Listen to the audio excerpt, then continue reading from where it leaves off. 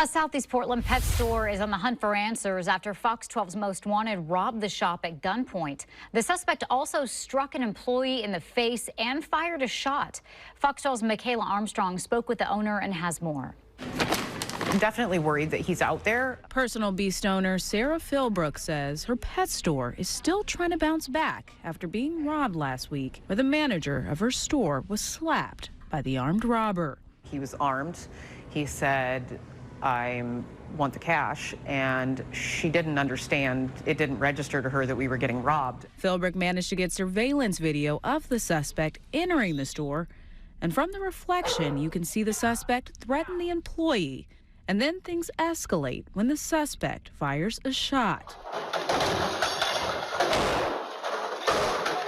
I think it happened so fast that the reality of the situation didn't hit her until afterwards, that, oh my gosh, that gun went off very close to me.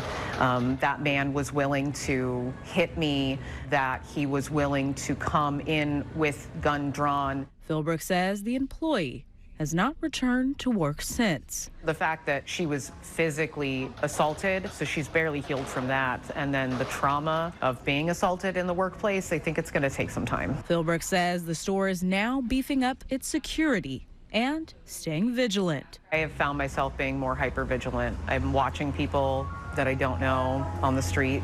What are you doing? Who are you? What's your intent? Sort of thing. I haven't brought my kids back in. But with no suspect and the case currently under investigation, she fears there is still the possibility of a robbery happening again. It does make me feel violated that what felt like a safe home away from home for us wasn't at that time. Michaela Armstrong, Fox 12 Oregon.